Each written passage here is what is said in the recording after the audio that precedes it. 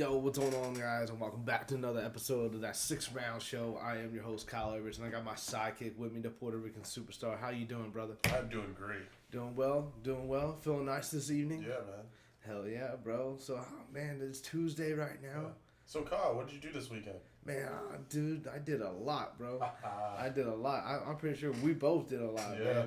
Man, if you were any type of fight, man, this would be the ultimate weekend that you could have had possibly. Mm-hmm. I mean, seriously, the TitanFC card at Extreme Action Park in Fort Lauderdale on UFC Fight Pass. Wow, great event.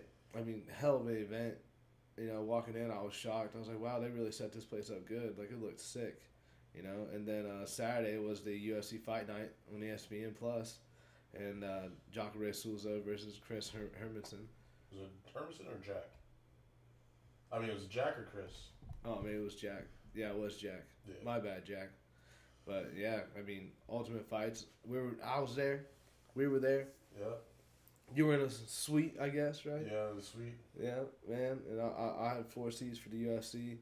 TitanFC, we were both all around backstage. I mean, it's just crazy. And then Thursday, Evan and I went on the yacht.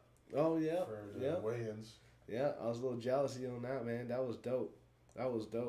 I can't believe that TitanFC was able to, you know, pull their little resources together, get a yacht for the fighters, you know, send them out. Where'd you guys go? On Intercoastal? Intercoastal. Yeah. That's what's up. Yeah, man. That's pretty cool. So how was it, man? How was the yacht? Tell me about it. The yacht was like amazing, and it was just fighters and media and the owners. I mean the Titan, the founders, I guess. President. Founders, presidents. Yeah. President. Yeah. That was Titan it. FC. Titan FC. Yeah. That was it. Nice. I mean, we were out for maybe, I want to say 2 hours, give or take. That's what's up. When did it start? Oh man, I think we sailed off at like 11. Probably got back around 1ish. That's cool. Yeah. Yeah, because I saw in the email, like, check-in or something like 9:30. Yeah, that was 9:30 for fighters. 9:30 is the fighters weighed in, like the official weigh-ins. And then they did the ceremonial weigh-ins on the boat. Oh, that's what it was. Yeah. Because, dude, I was wondering how they going to get that scale to be accurate on the waves. Yeah. You know, just bobbing, like, oh, now you want 35, now you 55, now you want 35. Yeah. Like, what? It's like everyone missed weight. Right? That would have been crazy. But was it cool, though? Like, how was the setup? I know you said it felt a little tight at the end of the boat, but, like, how was it? They did the weigh-ins at the end of the boat, which was really cool. It was just, like I said, it was a little tight, but for the fighters, it worked perfectly. I bet the pictures look kind of sick. Yeah. I would like to see those. Yeah, waiting for everyone to upload them. Yeah, that'd be pretty cool. I mean, how was the whole situation, the atmosphere? The atmosphere was awesome, man. So we walked in, you know, the fighters are on I guess the living room area, I guess. And we were all talking, interviewing fighters, taking pictures and whatnot, chit-chatting. And then probably 30 minutes when the boat sailed off, we did the weigh-ins. Then after the weigh-ins, we interviewed more fighters and ate some little food and whatnot. And then we got back home. That's cool, man. That's wicked. Yeah. So what? Everyone got some free food on there? Yeah, after weigh-ins, had everything nice for the fighters? Yeah. That's pretty cool. Nice little spread. Yeah. That's awesome, man. Was there any confrontations with any of the fighters on the boat or anything crazy like that happening? It was just one of the weigh-ins. That was it. Oh, I forgot his name. There was one of the weigh-in fights that he was being confrontational, and everyone was like, "Yo, man, just chill. We're on a boat." You know what I mean? Right. Yeah. Captain's gonna throw you overboard, son. Someone gets pushed off and just lands throw the life raft. Yeah. Someone get the lifesaver. Yeah. Someone throws a candy in the river. Not that lifesaver. Everyone else is pretty good. Yeah. Yeah. They're really professional doing the weigh-ins. That's awesome. Because usually you go through a fight and there's at least a few people butting heads at weigh-ins. You know what I mean? Everyone else was good. That's cool, man. Yeah. That's cool. Yeah, I was jealous, man. I kept trying to get the updates from you. I was at work training some people. Yeah. And, man, I wish I could have gone. That would have been really cool. But then the next night, man, we got there, TitanFC, got the media passes, the press passes. We were all over that event. Front stage, backstage, front stage, middle stage, above the stage. We were everywhere, under bro. the ring somehow. Don't know how. Yo, like, no one really told me where I could go and where I couldn't. And so I kept, like, testing my balance. Apparently, I could go anywhere. I just thought maybe I just had, like, ringside access. Yeah. But halfway through the night, I was just like, you know what? I'm going to go up in this cage, man, see if someone says something. No one said anything. So I was able to get some sick pictures, man. Especially once I got up in there, like Herbert's fight, whenever he won. And there was some great pictures inside that ring. But awesome packed fights all around. Like, it was crazy. Before Dana White even got there, I mean, like, wow. Jessica Borga was like the second fight, third fight, and that was a great fight. She was fighting some European boxer. Mm-hmm. I wanted to say Britain, but I said European just in case. Yeah. And I'm not sure her name, but she came out. The girl looked good though. On her feet, she was springing.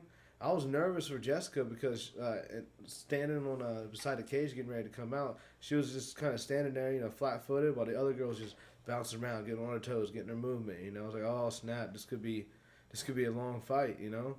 And the other girl came out and she started swinging, and started jabbing, started hooking. The overhand rights were landing on Jessica, but then as soon as Jessica was able to get that clinch and then wrestle her to the ground, man, she was just able to dominate.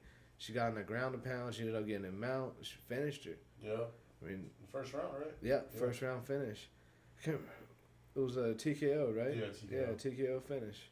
Yeah, referee had to stop it, but it was good. It was a perfect little example of having to be well rounded in a fight. You can't just rely on one art. And she did it on 10 days notice. She said. Yeah, Jessica. Mm-hmm. Yeah, it made me think that this other girl, that Jessica, was supposed to be not an easy fight because the other girl, I guess, is a really accomplished boxer. Yeah. So I think she was coming over thinking, give me someone that doesn't have as good as hands as me. I should be able to do something. But she was wrong. Yeah. She didn't have any idea what to do on the ground, especially as someone that was pretty competent and a little bit skillful. Like, Jessica was, she knew what she was doing on the ground.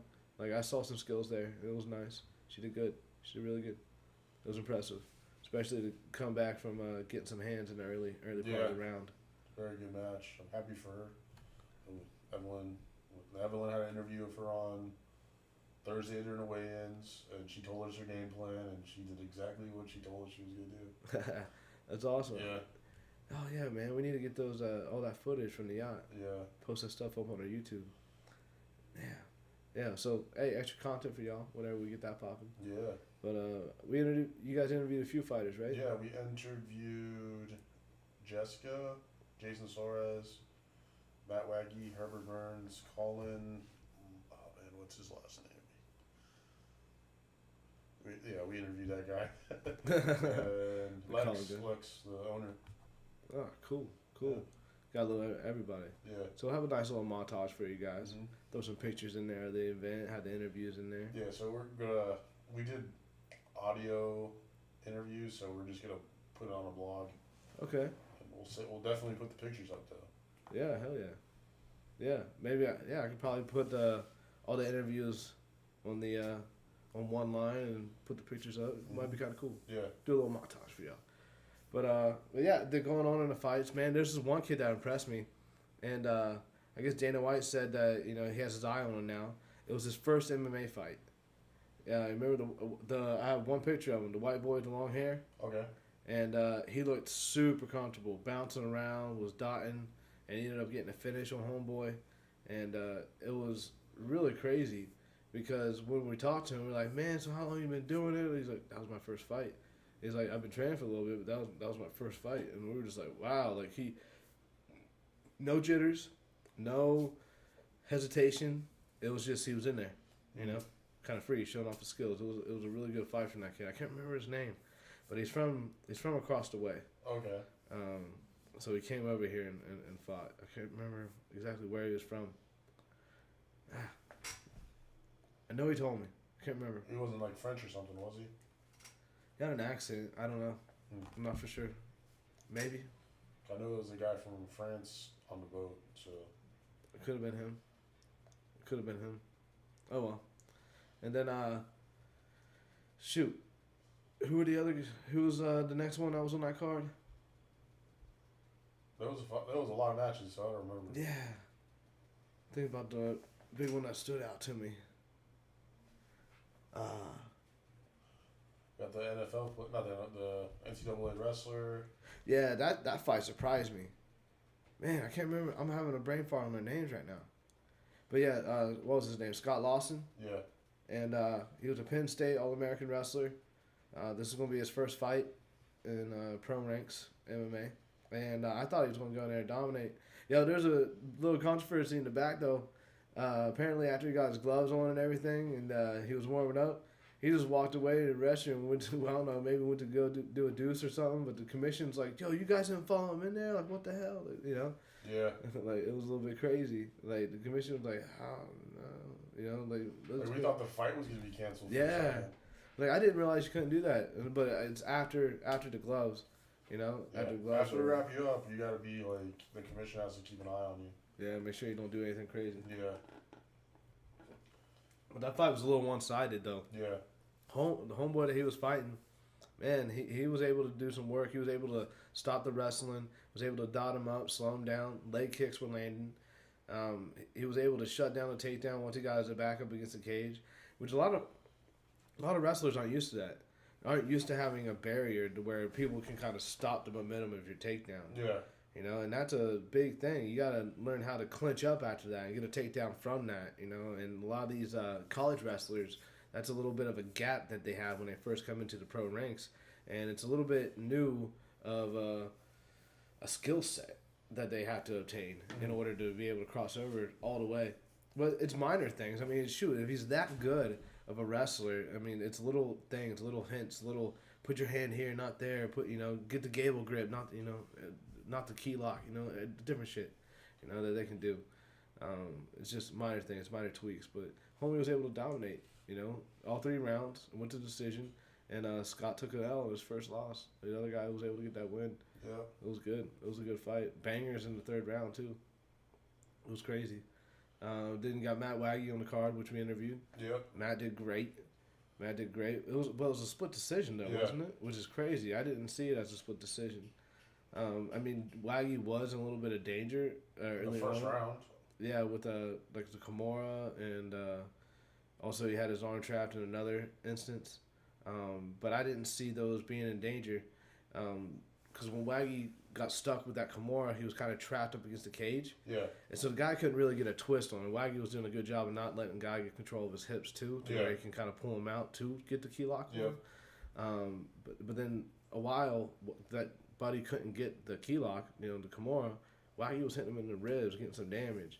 So I was giving the other guy a little bit more of the rope, like tug of war. Yeah. But it wasn't that much. Like, Waggy wasn't doing any damage. He was strictly playing defense. Then, I would have gave it to the other guy. But Waggy was, in control, kind of. In control of his danger, I would say. He wasn't giving up. It's because because his back was so close to the fence, it, saved him. Yeah. From him getting the torque that he needed for the Kimura. If they were out in the middle of the octagon, it would have been trouble. It would have been trouble. But it wasn't, though. Yeah. He was up against the cage, and Buddy couldn't get that. But I think Matt knew, I just now have my back against the cage and pin my arm so he can't get the torque. Exactly. And then Matt was able just to keep landing punches. Because, for a second, he managed to get his back away from the cage, and Matt just went, back to the cage. Yeah, because Buddy got a little bit torque right there. And then just scooted right back up to the cage. Kind of walked his back up a little bit. Yeah. But, yeah, man, other than that instance, I mean, I guess you got to give him the round. Since he had Waggy in danger right there, that's kind of how the round ended. I would give him that round, but if they didn't give him the round, that was a toss-up round.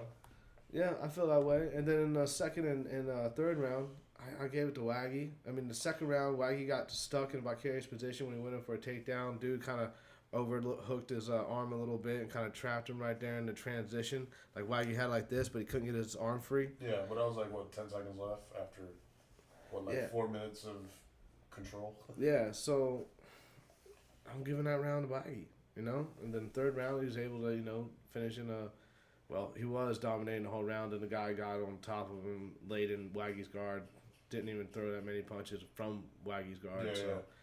I mean, I give that round to Waggy. I doubt Buddy stole the round off that little 10-second flip. I mean, that was just a weak reversal.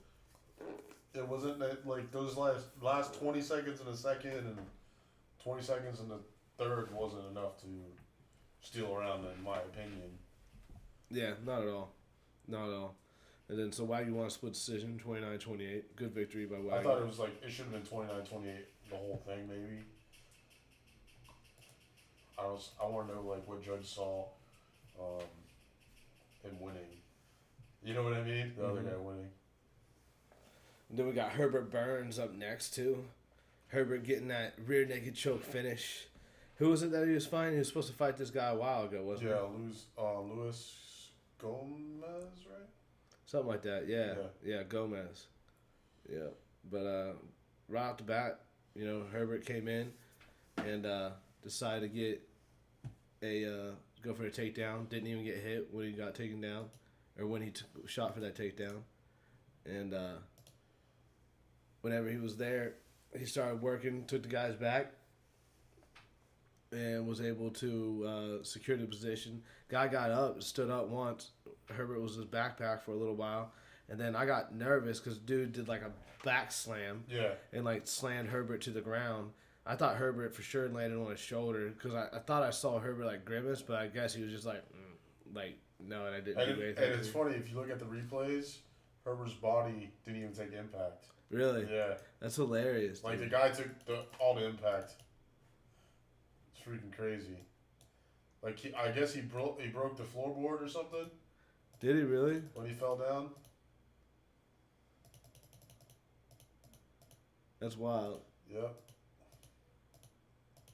Boom. Yep, so Herbert didn't take any damage. Not at all. So.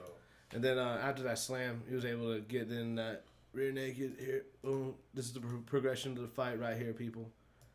Going across. Herbert's taking the back. He's working the choke. He's going in for it. Buddy's kind of stopping it. He's rolling around. It's a hand fight, ladies and gentlemen. It's a hand fight. But feel the squeeze of the burns. Feel the squeeze. The blazes are burning. Boom. Keep going. These are some good pictures, action shots. Look how close I was. I was right there on the cage, man. Like, that's the tip of my camera lens right there, bro. Like, that was so sick. At one point, Herbert looked at me, man. I was like, oh, let's go. Boom, look at that tight squeeze. Look at the concentration. He's just intense, man. Right here, he's working the squeeze. Gets on his back. This is where this is the last transition. Dude tries to stand up. He says, forget this hand fighting. Let me stand up. But as you can see, Herbert transition. He got the body triangle. And he started hooking that leg whenever dude stood up. He didn't have anywhere to go. So Herbert just flattened him a little bit. Got the rear naked. Dude has one last grasp to stand up. And then as soon as he did, boom, locked it in tight. And bam, there's the finish right there. Just spread him out eagle. Look at those legs. Look at those legs. Just weakness right there, leaving the body. Just gone. It was a great fight by Herbert, man. That was a great fight. Boom. And then the celebration commences. I mean, that was a fast fight. Not even 90 seconds. And that's one of his, like, slower fights. Yeah. Because he's got some that he's won under 30 seconds. Right? Yeah. Which is crazy. But it shows how good Herbert is, because like this guy that he beat was a former Titan featherweight champion.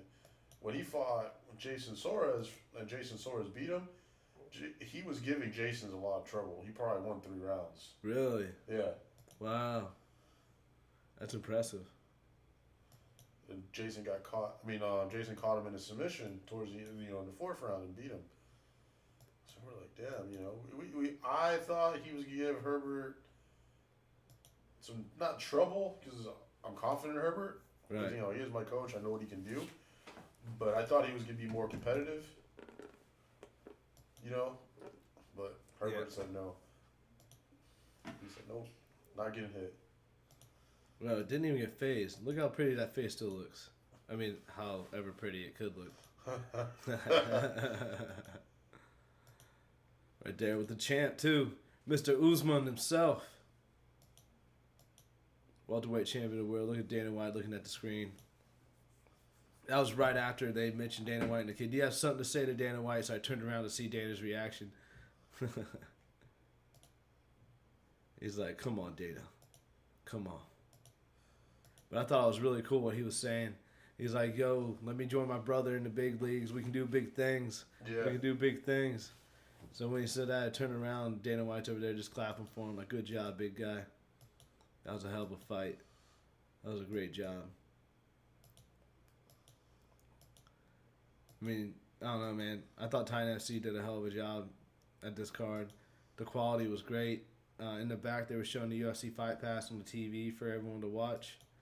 And I thought that was really cool. And the quality that was the TitanFC was being shot in, I just thought was amazing. But there he is talking to Herbert. Dana White, the man himself, telling him, yeah, we're going to talk to you. Shaking Coach Rodney's hand. That was pretty cool. Got Mr. Dean Thomas right there. Fought for him. Rise of a Warrior. Mr. Massera himself, the former champion. I mean, really, there's a lot of stars at this event, man. I mean, how many UFC fighters did we count? Too many. Yeah, I mean, it was crazy. I mean, I was like talking to Luke Rockhold in the back and stuff like that. You were talking to Dustin Poirier. Yeah, Big Baby Davis was there. Yeah. Hey, look at that smile. Smile of victory, bro. Smile of victory. Herbert was so happy in the back, man. Yeah. These some great pictures, bro. Hey, Puerto Rican superstar. Say what's up. Yo, that's me. Yo, for the people that are just listening right now, we're going through the pictures. Look at Michael Lee in the back. Yeah, right. Just scoping in. Just sizing us up. Hey. Hey. Oh, man. It's like he saw him coming in. That's hilarious. Oh, that's awesome. All right. Well, yeah, so he's going to be in the Contender Series in the summer. Yeah, he is. So after that fight, we all thought he was going to get offered the UFC contract after that fight. Yeah. And but I guess the UFC had other plans. They were there shooting the Dana White's looking for a fight series. Yeah. And a couple fighters impressed Dana White enough that they earned a contract to the Contender Series. Mm-hmm. And so I'm not really sure how the Contender Series worked, but I guess he said you got at least win one fight there or something. Yeah. And I mean, how does that work? Is it just fights, or are they actually building towards something? It's I think it kind of seems like the new Ultimate Fighter. So. How so? Because you're winning contracts being the UFC. Okay. The issue is not every fighter in the Contender Series gets that UFC contract. You could technically win, and they'll call you back to another episode to fight again. Because Greg Hardy fought twice on the Contender Series and won. Yeah. There was a couple other guys that won and had to fight again to get a contract. There's a couple guys that fought a couple times and didn't get a contract at all. So, hopefully, one and done with Herbert, gets his contract, goes to UFC. That'd be nice. That'd be nice. I mean, I think it'd be smart for the UFC. They could really sell the Burns brothers. Yeah. You know, why couldn't it be the next Diaz brothers? That's how I look at it.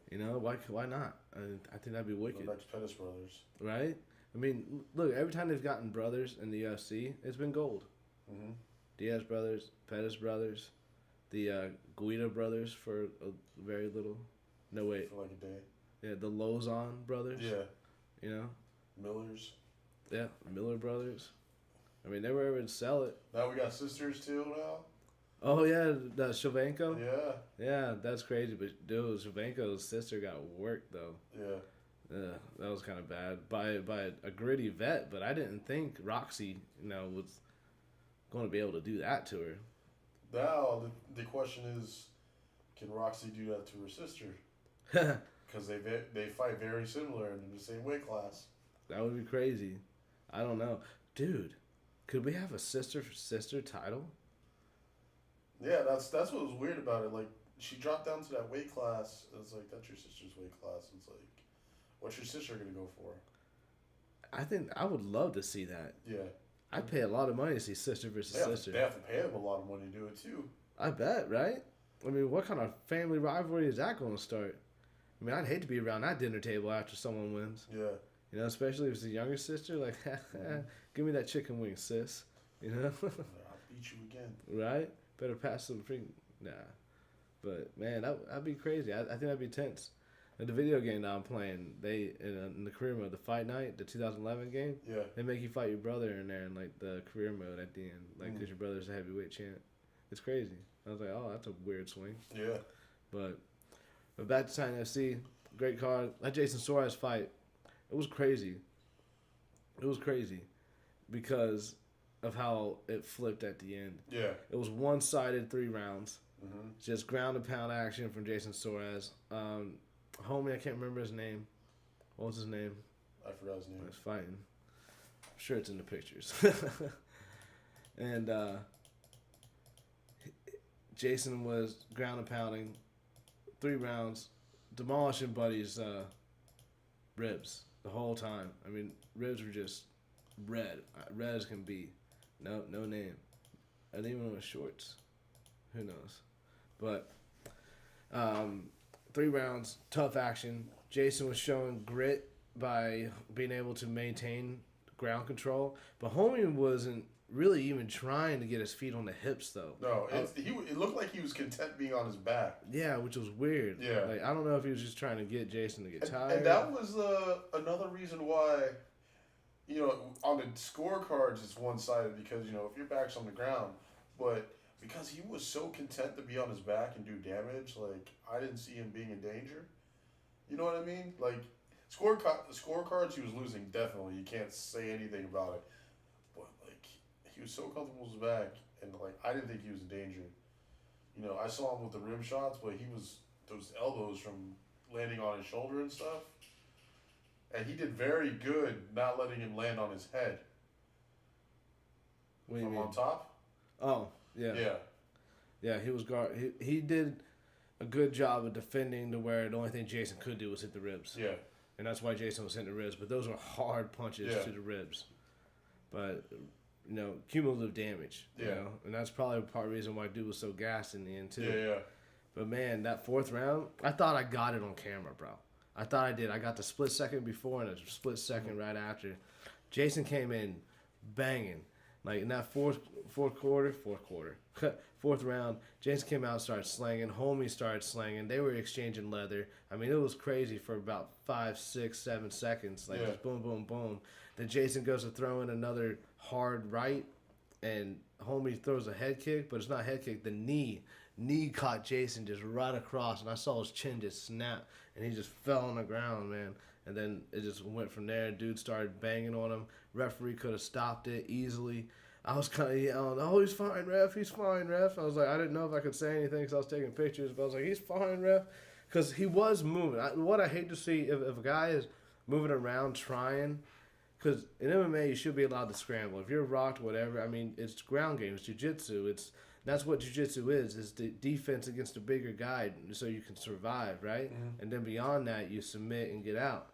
You know, so you let the guy survive. He wasn't completely out of it, you know. If he was taking a boom and he flattened out and then tried to get himself, then that's one thing. But he was still coherent enough to be fishing around, trying to scramble, somewhat intelligently defending himself, even though he was eating some shots. Every time he took a shot, he ended up rolling in a different position, right? But he was taking a lot of damage. You know, the referee could have easily stopped it, but the ref didn't. Let it go on. Buddy got in, stood up on Jason, landed some ground and pound from the being stood up, and then got back down on Jason, got in his guard, and next thing you know, Jason flipped it and reversed it. And when he reversed it, dude just like, it was like his life just left his body. Mm-hmm. It was like he just got defeated right there. Like, shit, I just went all out to try to finish this guy. I couldn't do it. My adrenaline just dumped. I'm so fatigued. And then Jason was able to trap his hand and then land some power bombs and get the finish. And that's what's crazy. I mean, I can actually have a little bit of picture play-by-play for y'all. Boom. Going straight across. Some good ground and pounds. This was the first 3 rounds. This is all the first 3 rounds was. Right up against the fence. Landed some damage to the ribs. Not really doing too much. Hey. Ring car girls were a little bit on point for this event. Good job, TitanFC. We got some banging, got some good kicks from fighters, good action shots. Everyone was trying to stay on the action, but as soon as they hit the ground, it was just like this the whole night. 30 rounds right there up against the fence, right beside me. I mean, these guys' sweat was coming through the cage and just hit me in the face. I mean, it was badass. Like, there was a lot of times I couldn't get their picture because I couldn't get the angle through the cage, so. And so I just stood there as close as I could be and just stared at him, bro. Just stared at him. It was just so cool. It was just so cool being there. I was so happy TitanFC gave us the press credentials. With this fight, that's all it was. 3 rounds. Boom, boom, boom. All right? And then we're getting ready to come out in the 4th. Start banging. Actually, this might be the 3rd. Yeah, this is the 3rd round. Some more damage. Big shots by Jason. Holding down, back into Buddy's guard. And then here comes the 4th round. So right in the center of the octagon, they start swinging. Starts ducking. He gets hit a couple of times. He ducks down. They separate again. They start swinging again. This is right when that leg kick is coming. He threw, I guess it was a left. He threw that, and you see this left leg right here just getting ready to come up. That's when the knee just comes right up and just hits him because he goes down after that. Right? And then, boom, they're on the ground. He got rocked hard. And then Buddy just starts laying in some damage. He starts swarming, goes for a leg, doesn't really know what he's grabbing. He's trying to flip around. Homie settles in right on top of him, starts landing some more damage, gets in the quarter mount, and just starts progressing from there. Jason tries to get a high guard, starts working it, gets backed up against the cage, starts working, guy gets up, lands some more ground and pound, and then gets in the butterfly. But look, right there, that's exactly the transition. Dude let Jason get his hip out. Look at that. He went from one side of the hips and transition. And when he transitioned, look, Jason even has his leg stuck in here, but he gets his right hip out. And by getting his right hip out, he's able to just rotate and grab a hold and then be able to run the pike. Run the pike on up, transition, single leg. Gets the single leg. You see that ankle pick? That was beautiful. See that? Yeah. Ankle pick. He rode up that leg. He's hooking the leg right there, tripping him up. He's got the waist. And then, boom, ankle picks him, takes him right to the ground. Boom. And then from there, he just starts landing shots, landing bombs. Homie's tired. He's trapped up against the cage. Powerful shots. You can't really stop that. Look at that. He's got one leg pinned. He's got his hip trapped up against the corner. Yeah. And the one arm's just trapped underneath him. He can't do anything. Just land bombs. Referee separates it, and that's all she wrote. Celebration begins. Jason Suarez comeback victory in the 4th round after getting rocked. Look at that split face.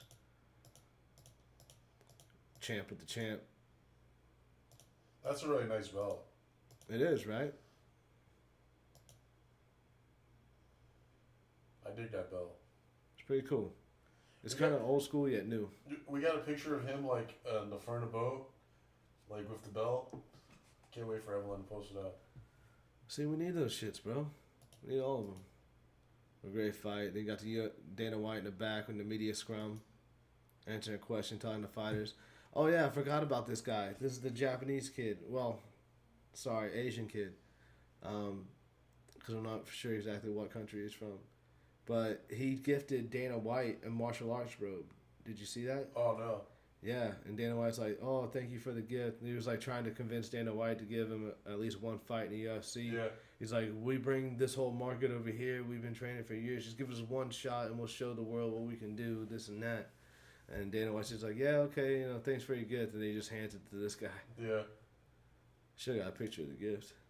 And then right there is Herbert right after the fights, media scrum, doing the Contender Series interview.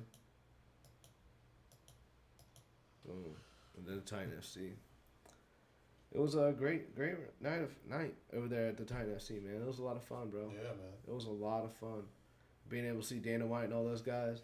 My first interaction with Dana White was some guy was shooting his shot right by the media thing because Dana was walking around the cage and he was walking to go backstage, intermission or something. Dana White's like shaking his head. You can tell Dana White's trying to like get out of the conversation. Yeah. And dude was like, "Oh, you're like one of my biggest heroes. I look up to you. And this and that. Anything to do." Blah, blah, blah. He was like talking him up real big. And then Dana, all right, yeah, okay, cool. We'll bounce. And then Dana went to turn. I go, "Hey, Dana, watch out for the light." And then boom, Dana hits his head on the light right there. I was like, "I told you to watch out for the light." And he just starts laughing and just starts walking to the backstage.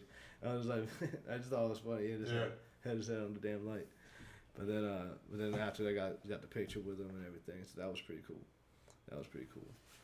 But yeah, man, great night. And then the UFC on ESPN Fight Pass. Wait, what? No. ESPN Fight Pass? ESPN Plus. Yeah, ESPN Plus.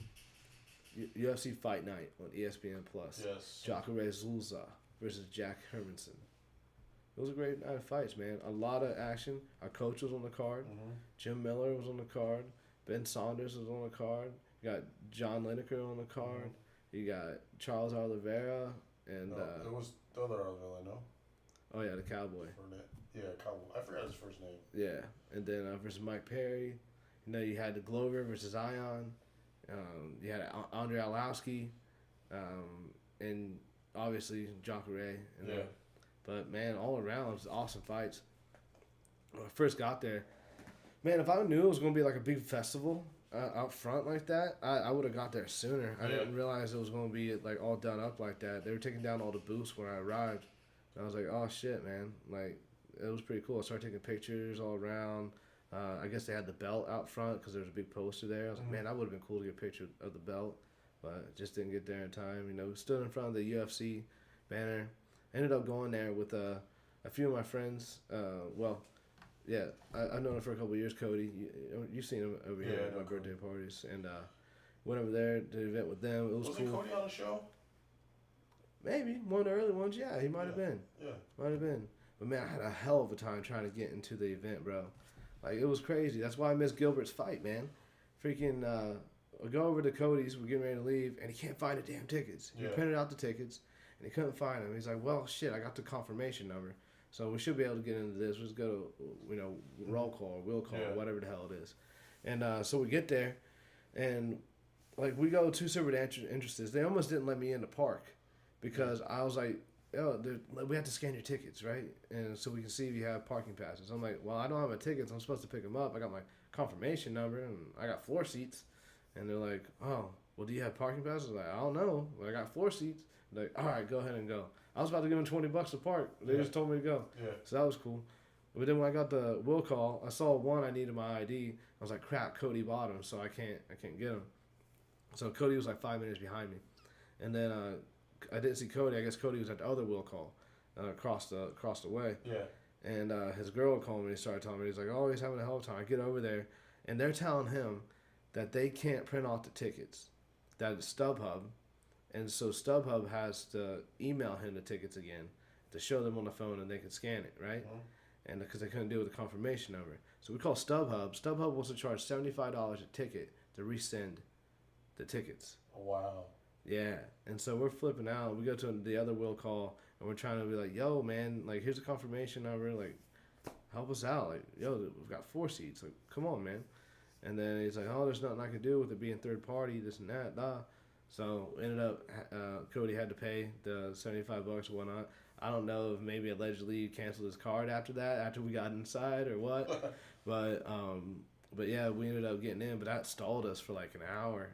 I'm not going to say an hour, probably like 40 minutes. Enough to miss the first 2 fights, the Jim Miller card fight and the Gilbert fight. I was outside for both of those.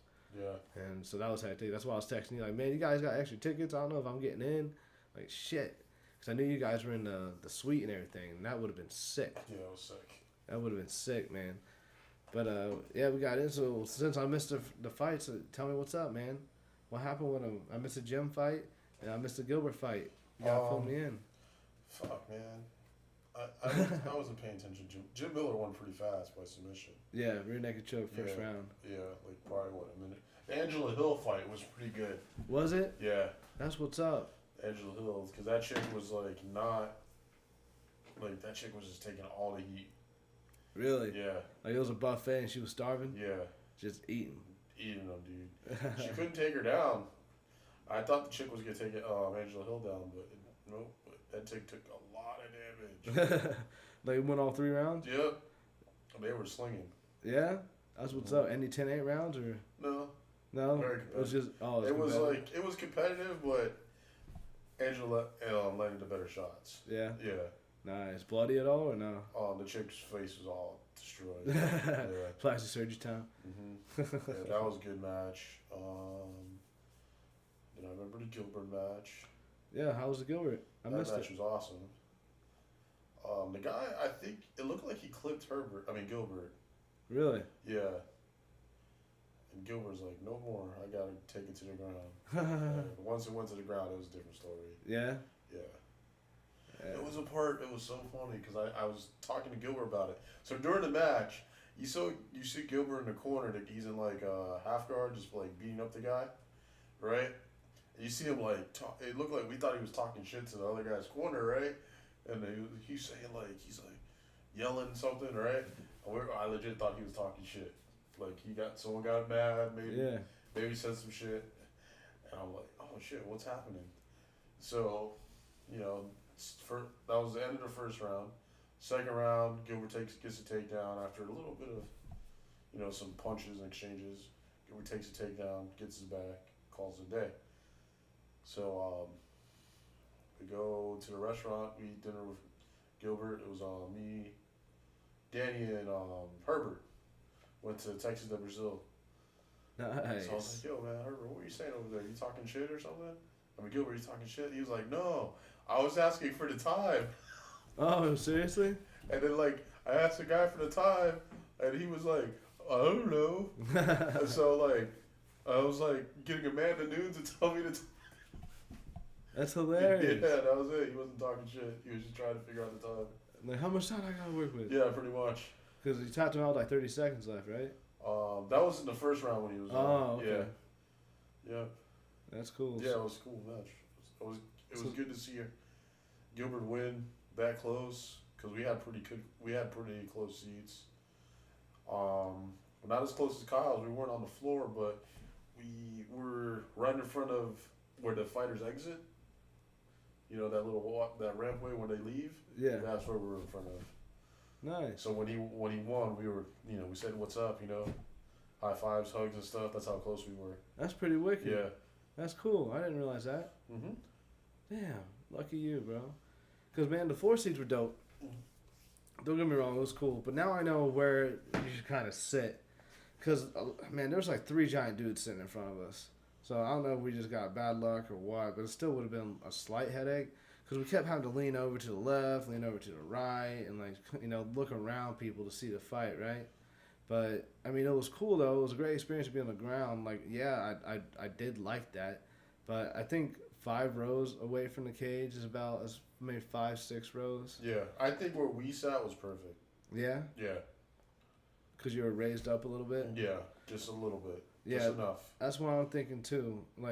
Because the seats are behind us, where the stadium first starts to go up a little bit. Mm-hmm. I'm thinking 4 or 5 rows up from there would be a great vantage point because you'd see right over top to 4 people and directly, into the cage. Yeah. I think that'd be pretty good. And the seats are a lot more affordable there too. And I want to say we're probably, if we when we walked all the way down to that section, we're probably maybe 30, 40 feet from the cage. That's pretty crazy. Yeah. Damn, I don't know how I didn't really see you then.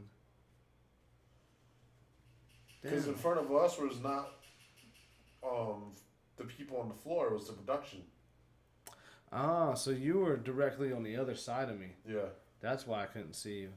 Yeah, you could see the faces of the fighters when they were getting interviewed. Yeah. Yeah, I saw the backs of them, directly back of them, so I was behind them the whole way. Okay. Yeah, so that's another thing I learned. Trying to figure out what way the fighters are going to be facing so you can actually see them. That's what sucked the interviews. I couldn't see him. It was just the back of him. So even when Bruce Buffer was giving his Buffer strut, I couldn't really see him. It was just the back of him. Yeah. But the fights was good. Yeah. And when I couldn't see, I had the Jumbotron right above me to be able to check it out. So that was dope. Andre Arlovski fight was the first fight I saw. I walked in as the fighters were walking in, and that was a really good fight. I enjoyed that one a lot. Especially I'm glad I got to see Andre Arlovski fight live because I've liked him since forever, man. I remember like everyone thought he was like the most dangerous man alive at one point, where he's broken guys' arms and ribs in fights and this knocking and that. People out. Yeah, just crazy shit. You know, so I really like to say that I got to see a legend fight. You know, so that was cool. And the same thing with Glover too. Seeing Glover fight, that was cool. You know, I doubt I'll be able to see Glover again. I mean, how many times did they come to Florida? Let alone, you know. They said I think they'll probably come back next year. I hope so. Before it was like a 4-year drought for South Florida, but there was a lot of people there. They were happy with the attendance. They were happy with the gate. Dana White came up after the show and had a little press conference. Oh yeah, saying he was very happy. Nice, that's cool. So the last time they were there were 6,000 people. Oh, there was over 12,000 now. And there was over 12,000. That's awesome.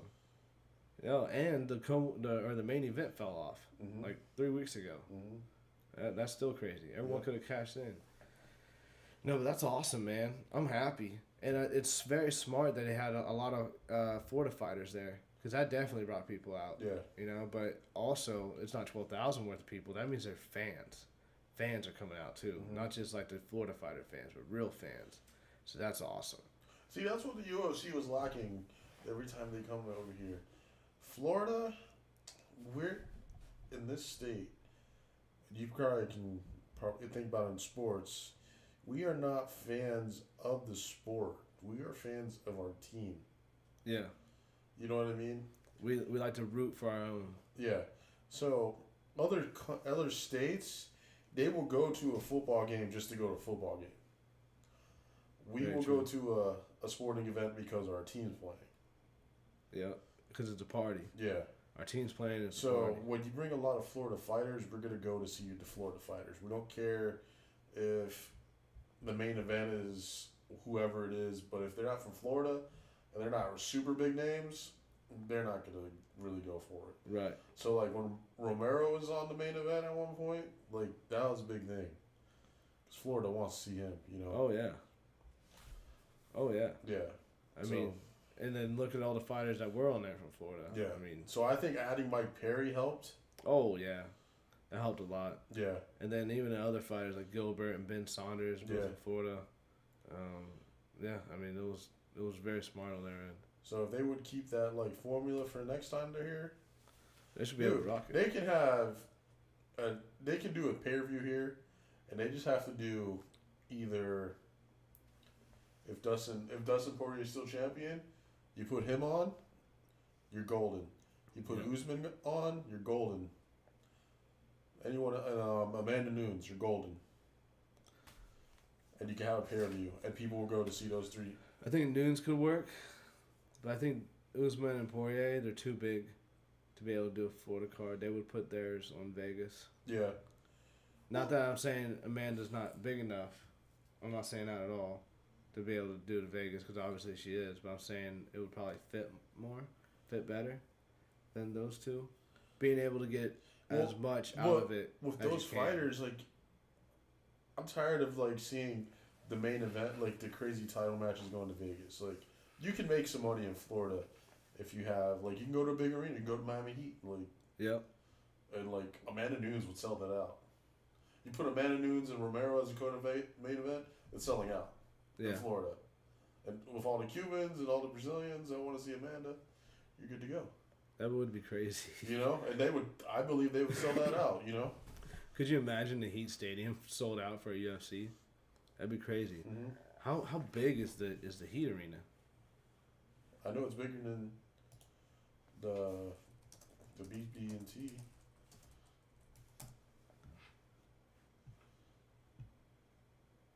American Airlines Arena holds, it can seat 19,000. Okay. Let's see what BB&T does. Oh, wow. It can do 20. BB&T can?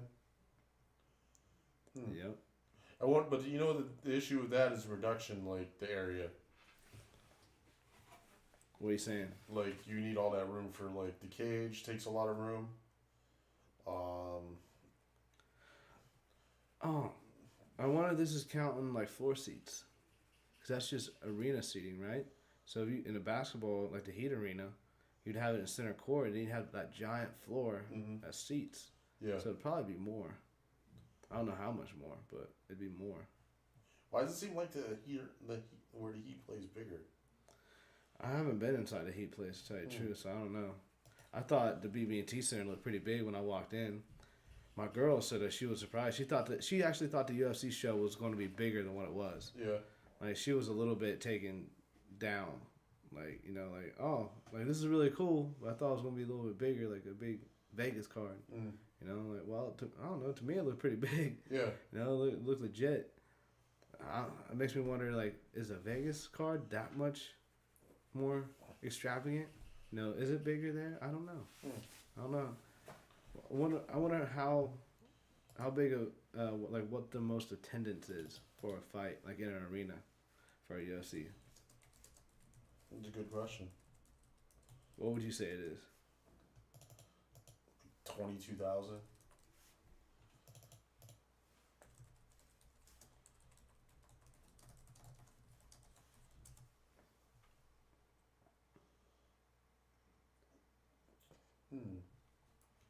Oh wow.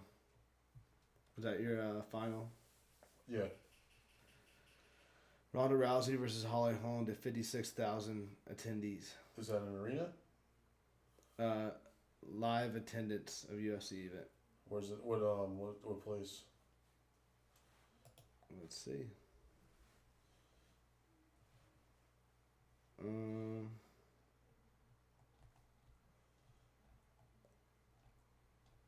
It's not telling me the venue, but it's giving me a list of all of them. Rousey versus Holm, UFC 193 is 56,000. St. Pierre versus Shields, 55,000. Verdun versus Miocic, I guess that was Mexico City, right? No. No? Alright, that was 45. Or was that Brazil? Was that in Ohio? Was it? No, that was Brazil. He defended the title in Ohio, remember? Yeah, that's what it was. Yeah. That was 45,000. And the Gustafsson versus Gustafsson versus Johnson was 30,000. Then after that, it's a bunch of like 23, 21s. Redemption, UFC 97, 21,000. That's crazy. It's in the top 7 events all time. That's wild. So I'm guessing our arenas are small. Alvarez versus McGregor only did 20,000. That's crazy. That is crazy. You would think that they would put the McGregor arenas, or McGregor in an arena. That was Madison Square Garden. Yeah, Madison Square Garden doesn't hold that many. Yeah. But I bet the ticket prices were sky high. Well, they could do it at Marlins Stadium. That would be crazy. Because there's a cover. That is true. Shoot, do it in the Miami Dolphins Stadium. Is there a cover now? Yeah, they had the retractable roof. The Dolphins play? Mm-hmm. I didn't know that. Yeah, they added the roof like 2 years ago. Oh, okay. When they redid everything. Yeah, man. It's usually open, but yeah, they close it. It's pretty cool. I thought that was a really cool addition that they did. But yeah, man. Then the rest of the card, shoot, I thought Ben looked good. Ben Saunders, Killer B. I thought he did look really good until he got caught. But a lot of people were like, the Inside Fighting Radio wrote that, you know, the buddy like kind of walked through Ben and like, you know, showed that he has promise. And I'm like, man, Ben did good. I thought Ben did pretty good, and then he got caught. But once he got caught, he got rocked and destroyed. Yeah. And I mean, zigging, he should have zagged, man. Anything can happen, you know. So I don't discredit Ben with that performance at all. I think Ben really showed that he still deserves to be in the UFC. I mean, I guess it's a good walking stone for this guy that he fought, but I don't know. I thought it was a good fight by Ben. And then we got the Mike Perry fight with Cowboy, which actually no, first it was Gustafsson versus Ion, and Ion came out. Was it Gustafsson? Well, God, Glover, dang. right? Yeah, Glover Teixeira. Sorry, Glover Teixeira versus Ion. And Iron came in banging, bro. I thought Glover was in trouble. He looked really taken back in that first round. Guy was headhunting the whole time, but then Buddy got tired. And when he got tired in the second round, and then Glover was just starting to turn it up, it was like homie didn't know what to do. It's like Glover just started walking him down. He's like, man, this guy is still here. Like, I threw everything at him in the kitchen sink and the refrigerator and the ice bucket on the inside. And he's still coming at me. And next thing you know, Glover just went in and finished it, man. It was crazy. Glover still got it. You can't try to walk down a veteran, bro. Yeah. You can't do it. And Glover shows he still got it. These young pups better come in with a vast array of tools whenever they face Glover, and otherwise they're going to be taking the L just like everyone else. Yeah. And then Mike Perry and the Cowboy, that was a great fight. Mike Perry came out looking crazy, just yelling, going nuts. And then the Cowboy came out listening to some Latin music, going crazy. My wife started going crazy. She started dancing in the seats and everything. Whoa, going nuts. Everyone in the crowd was feeling it. And then they shoot to Mike Perry, and Mike Perry's even dancing. Da, da, da, da.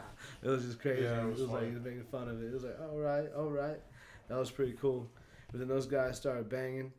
And then it looked like Oliveira, like broke his toe or something midway through the fight, which kind of slowed him down a little bit. But in that third and final round, it's like he forgot about it, just kept trying to bang.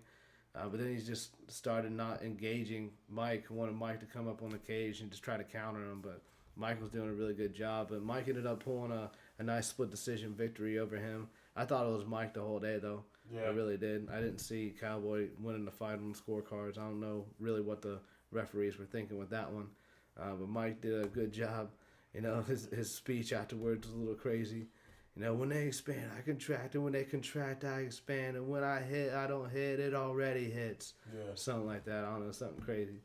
And I don't know, was that like a Bruce Lee quote or something? I don't know. He's been trying to get a little bit more crazy with his speeches. But then after that, Jacare, man, he got surprised. Well, I didn't see the Greg Hardy match. Oh, shoot, I forgot about the Greg Hardy match. You know why? Because it was nothing, bro. It was nothing. Like, I swear to God, this guy took a dive.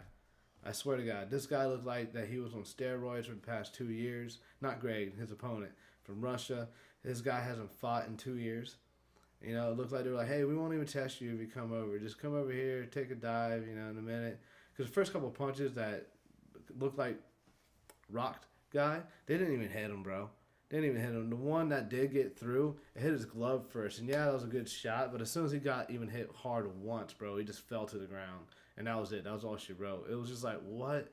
And then like me and these random guys were standing beside me. I was like looking at the replay. I was like, what? Why is that a stoppage? And the guy was like, dude, that was so early. Like, they just wanted that guy to get out of there. Let him get another first round, first minute victory and get out and keep building his name. Yeah.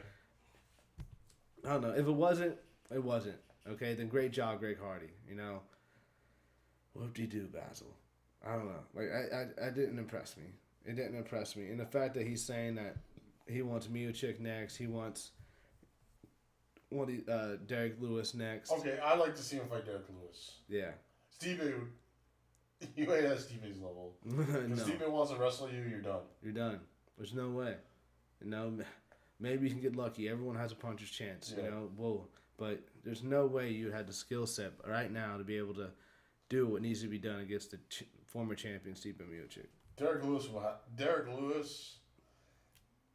that'd be a fun fight there. Dude, that would be a great fight. And all the memes leading up to it Yeah. on Derek Lewis's Instagram page would be hilarious, bro. Dude, his Instagram is like one of the best Instagrams in the game. I go there and just check it out sometimes. It's so funny. Oh, dude, think about Derek Lewis and Greg Hardy's past. Yeah. Remember he didn't like Travis Brown because what Travis Brown did to his like domestic violence? Yeah, allegedly. Yeah. You know what I mean? Yep. Like, he would talk a lot of smack about that. It would turn up a lot of emotions, bro. It really would. It really would. I think it'd be crazy. That's a match to make. I like it, but I don't think the UFC will do it. I think they'd be scared to lose a little, bro. He would have to fight like probably 2 more guys before he can fight Derek Lewis, you think? At least one. I think, one or 2. Dude, he's on a fast track. Yeah. You know? depending on what they're trying to do with Buddy. Maybe, yeah, okay, throw him some cans. But they can't throw him cans too long. We'd see right through that shit. And they'd be like, no, they could take his momentum and skip him ahead. But they could throw him a couple more cans. Nah, he's got to see some, top echelon competition to move up into the ranks. I mean, UFC only ranks the top 15, bro. I mean, guys are just sitting outside on top 15. They're like 100 through 16. They could be anywhere in the mix. Mm-hmm. So they're trying to fight to get in that top 15 spot. All right? And they ain't willing to give it up that easy. So you got to be able to fight some good competition. You can't just be doing cans because we're not going to keep this fat track moving. I mean, look at what's his name? Just hurt his shoulder. Walker. Yeah. Yeah. Fast track. He doesn't look too technical, anything, but he's able to get some good finishes, good knockouts, right? Just off fluke athleticism, and he's getting fast track. He's not really facing these well-rounded guys. He's facing tough guys. He's finishing them quick. So since he's doing that, his next fight was going to be huge. It's going to jump up a lot. Mm-hmm. Same thing with Conor McGregor. He just had he just kept leaps and bounds each fight because he just kept finishing devastating fashion. It wasn't like Dennis Seaver wasn't in the top 15, but he did it, boom. And the next thing you know, he gets Chad Mendez in the fill-in for the interim. And then boom, it was just huge leaps in competition. And that only happens if you keep it hot, not if you throw cans in there. Because then it just becomes a simmer. It was boiling hot. Now you're just simmering it? Nah, man. You're going to overcook it. Can't do it. But, I mean, you said you didn't see the fight? I didn't see that one or Jacare because I was eating dinner. Nah, I feel you. Then the Jacare fight, it was tough. I had it pretty close going into the final round with it being, I guess a couple rounds could be tops-ups, but they did say 49-46 for Hermanson. And I know I could see it like that. Hermanson was able to do the pressure. He came in. He wasn't scared of Jacare's ground game. He was willing to engage in the grappling. He was even looking for some submissions of his own. He was trying to be first, which kind of put Jacare on his heels after the first round. And he was just kind of controlling the fight wherever it went, pressing him up against the cage, not letting Jacare really get a good clinch on him to be able to engage in his ground game. I mean, it was a good fight. It was a good fight, but it really showed that Hermanson, could be a contender, at least in the top 6. He just beat the number 3 guy. And he just knocked out, David Branch? Yeah, like a month ago. Yeah, so, I mean, it shows he got hands. It shows, that he can compete, go all 5 rounds. I mean, it's his first main event, so he has a gas tank. And he came from Cage Warriors, which is a great, organization up in New York. I believe that's where they're at, and they've been around for a while. Cage Warriors, I think it's in England. Yeah, you're right. That's where McGregor came from, right? Yeah, you're right. I'm thinking of a different one. But anyways, still good, and he was a champ over there, I guess. And he came over and he started to go on a little roll himself, So, what do you think? Maybe give him Yoel next. Yoel. Yeah, I mean Yoel's not hurt, so he was just sick. Yeah, I think that'd be good. Maybe Gaslam. One of those 2 guys. Ooh, Gaslam and him would be good. That would be a good fight. I would really like that because they would bang and they would engage. That'd be a good comeback fight for Gaslam because the guy that's surging is not in the top yet, but yeah, that'd be a good bounce back fight. I think Jack would destroy. What was it, Adesanya? Really? That'd be interesting because he would pressure him. He has the height to pressure him too. Yeah, the reach. Yeah. That could be interesting. And Israel is a small 185er. Mm-hmm. I mean, he weighed in at 183 his last fight. I mean, he moved up from 170 for kickboxing, so he's starting to bulk up a little bit. But that would be an interesting fight. That would be an interesting fight. Because Kevin Gastelum did good. He just didn't have the height. He had to, cover that distance. Right.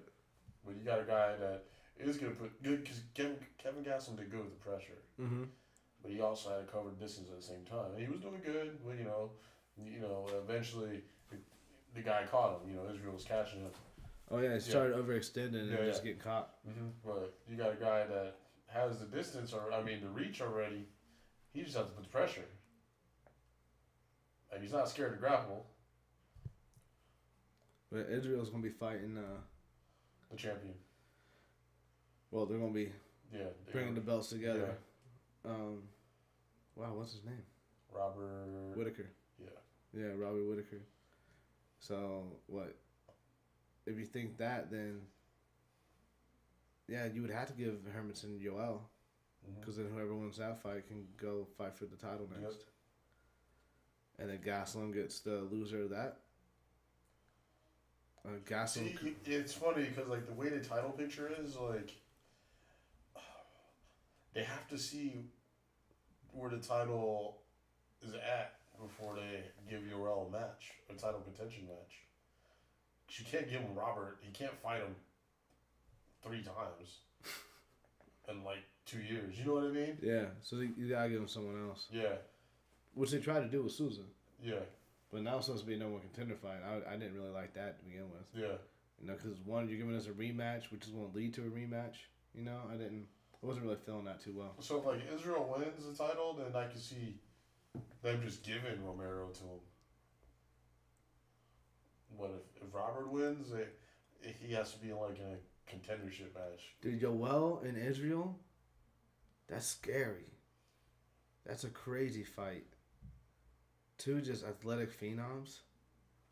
Man, I really don't know. I think I would have to go Yoel, but as I say that, I think a highlight reel is bound to happen. You know, I don't know what would happen. That's just crazy. That is crazy.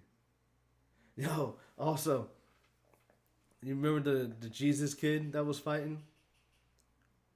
No. At the UFC? He came out, he had Jesus bandana on, and he came out to, my God is awesome. God. No? Yo, it was hilarious. Freaking, I kept saying these little tidbits, right? And then they were about to engage, and I was like, the power of Christ compels you. And then, boom, he gets lit, bro, gets dropped.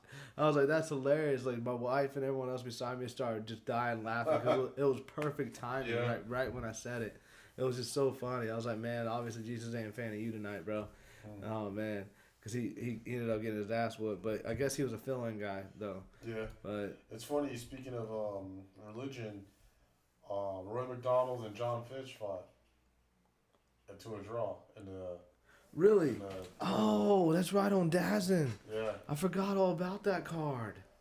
Wow. Dude, that could have been a great weekend of fights if we caught it all.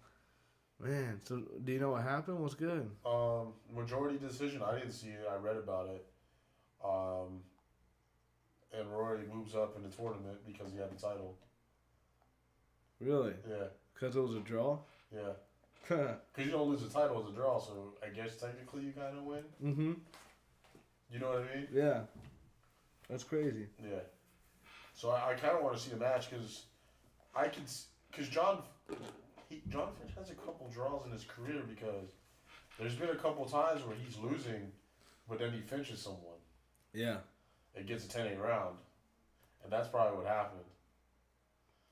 What, you think he closed it out? Yeah, either closed it out or got some 10-8 round in somewhere. That'd be interesting. Man, that would have been a good fight to see. I wonder how Roy's nose held up. I wonder if anything... And then he's got to turn around and fight in June. Who, Roy? Yeah. Who's he got to fight next? Gracie. Nielsen Gracie or something? Damn, I don't know. So. Yeah, that's crazy. But what I did see, though, was Homegirl's forehead get split open. Did you see that? Yeah. Dude, you could see her skull. It was wide open. Like, I never saw a forehead before. I found one that day. Yeah. So, like, yo, it was peeking through. It was like a third eye in the middle of her head, bro. Like, that was crazy. Like, a little bit of plastic surgery on that, honey. Throw some Botox in that bitch. Straight up. Like, that's wild. Mm-hmm. I've never seen a cut that bad. Especially on a chick.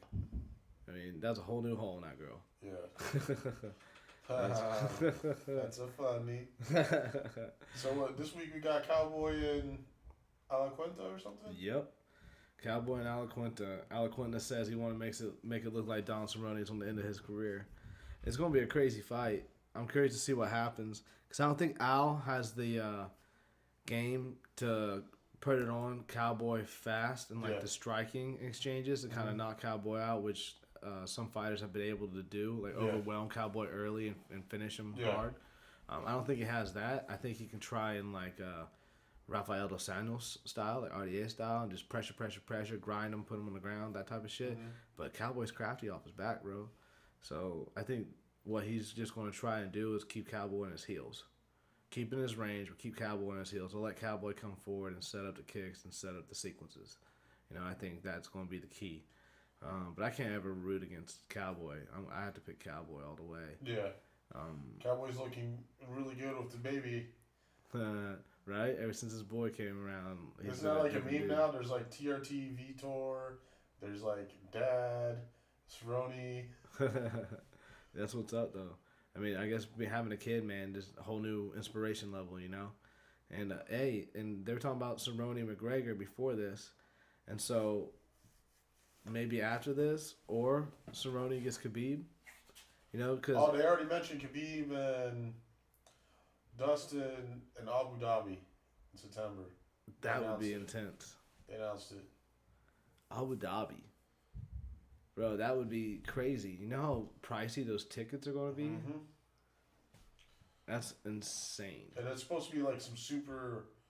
It's supposed to be that super stadium they made for the Anderson Silva match, remember? Yeah. That's wild. They haven't been there since. That is crazy. Wow. How big is it? I forgot. But, it's in September. So, I remember a couple episodes ago, I was like... Look up the Conor match when it happened. Conor and Khabib, the month. I think it was November. Okay, what about it? Is it? October 6th. Okay, October 6th. Khabib is suspended for a year. And the event's happening in September. May, June, July, August, September, October. 11 months. Oh, yeah. So I was like, they should, remember I said, they should just go to another country and have You're right. Fight. That's crazy. Yeah. Unless the commission let him go, but I'm pretty sure they gave him a year. No, I believe so. Yeah. I believe so. I was trying to see if it said right here how long he was suspended. No, I don't see it. But yeah, that'd be crazy. I think you might be right. Because I think they gave him a year and Khabib and McGregor had like either 6 or 9 months. That's crazy. Unless they like lessen the sentence or something. Well, that's only for that state's commission, but usually the commissions in all the states kind of run concurrently. Yeah. Like they'll honor whatever suspension. But if you go to another country, you can do whatever you want. Yeah. I mean, shoot, you can go to an Indian burial ground. What? Indian grounds. Indian casino or something, you know, and be able to get away with it. But then that's pretty frowned upon, you know. The commissions are going to come down hard whenever you come back to the state. Mm-hmm. So, that's crazy, bro. I think that's going to be a very interesting fight card, you know. Shoot. Hey, speaking of Conor McGregor, I got the Conor McGregor pop that I purchased at the UFC event. It's wicked. I kind of want to start decorating the studio with those guys. Just like randomly just add different fighters and put them throughout the studio. Yeah, this one's cool. I like how it has his walk. Right? The millionaire walk, the millionaire strut. That's pretty legit, bro. I don't know. I saw that at the event. I was like, you know what? I need a souvenir for being at the UFC, which happened to be my first UFC event. I have a lot of pictures of the night, and it was pretty cool. It was pretty intense. And I enjoyed it a lot. I've been to a lot of pro events. You know, World Series of Fighting and TitanFC and Bellator. Yeah, been to a lot of them, but never a UFC. And the UFC was definitely different. It was definitely different. Like, wow, this is professional as professional can get. Yeah. Like I almost said, it felt like the Super Bowl, but obviously it wasn't the Super Bowl. But for as a fighter, like that's the ultimate event, man. Like that was seeing that arena. It was like we're watching gladiators. Yeah. It was just, it brought me back, man. I was pumped. I couldn't stop running and getting beer between fights. It was crazy because, like, since I actually got closer tickets the last time I went, I seemed like the cage was bigger. You're just closer, bro. Yeah. That's the value of the tickets. You know, that's why the ticket prices go up as you get closer. But man, it was a great round of fight. Oh, also Canelo Alvarez versus Jacobs is this weekend as well. Jacobs is actually the guy that gave me the winning money when I won the got runner up in that body transformation contest. It's the first time I met him. Nice. Yeah, it was pretty cool. Nice.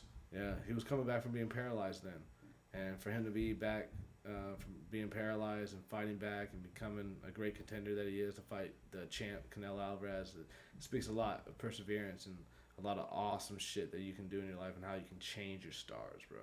Like that was, I mean, dude couldn't walk. Yeah, that's crazy. That is wild. But yeah, man, we've been at it for a minute. We covered the whole fight. Congrats to Herbert, Waggy, and Gilbert, and Jessica. She's gonna be on the show. Yeah. Next week, probably get her next week. Yeah, we can grab her on, Skype her on in. That should be a fun little interview. She's a cool girl. We chatted after the fights, and that was cool. Yeah, she was supposed to be on last week, but she fell asleep. Yeah, she fell asleep, but understandable. Fighters are training. Yeah, training, got the weight cut and all that stuff. So yeah. We ain't mad at you. We ain't mad at Herbert did it to us too, and that's her friend. It's the life of a fighter, bro. Yeah. It's the life of a fighter. But anyways, man, we got to give a huge shout out to our sponsors for the show at Novogenics, Novogenics.org on all social media platforms. Taking out 20 cc's of whatever they did to Roddy's leg. That's crazy. Wasn't it 40 cc's? I don't remember. Bro, that's a lot of liquid to come out of your knee. Dude, I had major surgery on my knee. I've never had to get my knee drained. That's insane. Like, I couldn't imagine. Like, what the fuck goes wrong in your leg that you got to go get it drained like that? I mean, that just means something's messed up, right? Because basically, think, that's internal bleeding, right? I have no idea. You're just lucky that it's not your organs. Like, if you have internal bleeding in your organs, you're dead. But internal bleeding in your knee just swells up and fills up with liquid. Yeah. That's just wild to me. But anyways, if you ever have that, athletes, go to Novogenics, and they'll be happy to take all that out and put the PRP back in and make you feel better. All right? So, man, alternative to medicine, bro. That's what's crazy. Alternative to surgery. Put that scalpel down. Let's rewind, our youth. Yeah. For sure. Anyways, also, we got to give a shout out to Dakota Fight Gear. Always hooking us up with the gear. Boom. Hold it up for the people, baby. Man, look at that cool little symbol in the back. That's dope. Dakota Fight Gear. Thanks for the shorts. Appreciate the love. All of our fighters that you hooked up. Really appreciate the gear. It's awesome gear. So make sure you go check it out. Dakota Fight Gear. Also, Punch Gunk. If you guys are having some sore muscles, you need to get it warmed up, lubed up. Ooh, lubed. No, don't use it for lube. That'd be dangerous. Unless you're feeling like the Blaze. But for real though, muscles are sore, put some Punch Gunk on it, alright? It's going to be able to relax you, loosen those muscles up, and you'll be able to get back in that ring a lot faster. Yeah, all natural ingredients in that. All natural ingredients, baby. The only thing right to put on a fighter's skin, because we're organic. Organic, and we don't want USADA in us. Yeah. I think it's USADA. Yeah, it's definitely USADA safe. Yeah, for sure. Yeah. For sure. It's not what Chad Mendes used. Yeah. Definitely not. Definitely not. Also, we got Ball Wash. Yeah, Ballsy. Are they a sponsor? Yeah. All right. Shout out to Ballsy. Ballsy, we'll talk. We'll talk, Ballsy. But if you want to clean your nut, if you want to clean your nut, make sure you get Ballsy around your sack. All right, make it clean. Make it clean. Make it clean and clean. Then when you want to order some of this stuff, just enter 6 Round Podcast as your promo code, and they hook you up. Boom. 6 Round Podcast. We'll give you a good discount. We're a 6 Round show, but we're also the 6 Round Podcast. We're the 6 Round show having type of podcast. Yeah. Something like that. Damn straight. And then also, no, that's it. That's it right now. Yeah, that's it. So big shout out to those guys. Combat Club, big shout out to them right across your chest. Boom. That's our home. And which where the coaches be at. Gilbert, Herbert, Rodney, all them boys. Yeah. Holding it down. Combat Club, we're the best around. We stay ready. We stay ready. Hear that? We stay ready. For what? I don't know though. Yeah. We'll at whoever we want. Yeah, man, that's about it. Yeah. Yeah, so great weekend of fights, guys. Glad you guys tuned in. And make sure you check out the upcoming episodes. I'm going away to a health seminar this weekend up in Sarasota. So if anybody's up there, want to link up while I'm up there, just hit up that Instagram and at the 6th Round Show. And we're at the 6th Round Show on all social media platforms. Check out the6round.com, our new revamped website. We got that on there. So if you guys want to schedule an event with us, go to the website, send us a message, or just DM us on all of our social media platforms. Obviously, we're live on Twitch. We got all of our videos on YouTube. SoundCloud. Yeah, we're on SoundCloud, TuneIn, Stitcher, Podbean, Google Play, everywhere the audio is available. I've pretty much put it everywhere. So you guys could definitely be able to get your hands on it. And if you are listening to it now, you found it in one way or fashion. So just link up on all the other sources. Hit that subscribe button. Hit that follow button. Hit that share button, baby. Let your friends join in on the conversation. All right, so if you want to follow me, I'm at Kyle Everts on all social media platforms. And I'm the Puerto Rican Superstar on Instagram. Boom. And then also our sidekick who couldn't make it tonight, she wanted to. That's the Evelyn Romo on all social media platforms and at ERTV Media. Evelyn Romo will be fighting at XFN June 23rd. Woo! She's got an opponent. That is awesome. I'm so jacked. Yeah. I can't wait to see our homegirl hold it down. Man, MMA fight too. I've seen her do boxing, seen her do jiu-jitsu, and I get to see her do the whole thing. Yeah. That's going to be awesome. That's going to be awesome. Yeah. Can't wait to see her scrap. Let's go, Ev. Let's go. Yeah. Also, Kyle and I were talking about we're aiming for Tuesdays, 9:30 in that area. Have your shows. Yep. We're going to try to lock in a secure time for you guys. We'll fill in some extra content in between extra episodes, but we're going to really try to Tuesday nights, 9:30. Tune into the Twitch channel. We will be live from now on. So hit that reminder, hit that notification button on Twitch, and it'll definitely send you an update whenever we go live and a reminder. So make sure you guys put in that Tuesdays 9:30 time slot and tune in. Yeah, Twitch, baby. We'll probably have Raymond for Damian Martinez. He's gonna be fighting at Combat Night, so he wants to jump on the show next Tuesday. Hell yeah. I didn't tell Kyle, but I'm gonna bring Mortal Kombat, the new Mortal Kombat game. I'm not gonna open it, so it's gonna be unsealed. So we're gonna load it up, and we're both gonna play. Dude, that's gonna be awesome. Yeah. It's gonna be awesome. It's gonna be like a Mortal Kombat unboxing. Well, actually, I have to bring it in early because it takes like what? How long does it take to upload on the system? What? Like the game itself? You have to download it? You got to download all these games when you buy them. You got to download them on the system before you can play. Really? Yeah. I didn't know that. I think it takes like 20 minutes. Okay. Well, shoot, we can 30 minutes. So. All right. So what? We're gonna do the show first and then game? Either. How about play the game during the show? We could do that. It is Twitch. We'll do a little bit of both. We'll do like 20 minutes in the middle of the show playing this game. All right. We can. Yeah, we'll figure it out. Yeah, but that'll be pretty cool. Me, you, Damien, and then maybe Jersey. Jersey's fighting on Combat Night also. Dope. So we got some action-packed weeks for you guys. That's going to be cool. Yeah. Because if you guys didn't know, if you follow the YouTube channel, we got different categories. We got the live broadcast that we do in one section. We got the gaming, Twitch gaming that we do for you guys as well. We got the interview section. We got the show section. So we got everything split up. We got multiple different contents for you guys. So make sure you guys check out all the things that we have to offer on the 6th Round YouTube channel. It's where we post everything that ever goes on Twitch and everything that doesn't go on Twitch. It will eventually make its way to YouTube. So make sure you guys subscribe to that as well. But follow us at 6th Round. At the 6th Round Show. So all social media platforms again. Big shout out to all of our sponsors. And anything else you want to add, bro? That's it. That is it, guys. And again, thank you. I can't wait for next week. And great weekend of fights, man. I'm so glad we got to be a part of it. Thank you to TitanFC for letting us be back there for the media passes. Thank you, Titan. Thank you to UFC for being courteous to us, being in the venue. I like that. You know, it was a lot of fun. My girl even got a picture with Bruce Welford, bro. Dude, she was probably happiest out of all those people. I mean, Bruce Welford, dude, your wife would be like, Bruce Welford is wearing the Versace collection. Like, she'll see him on TV for like 2 seconds and know exactly what he's wearing. Right? Like, oh my God, he's wearing the new Louis Vuitton. Like, it was just on the runway last week. Yeah. Like, it's crazy. Yeah. It's crazy. She's all about it. But no, it was a great time, man. I had a blast. But I can't wait for the next event.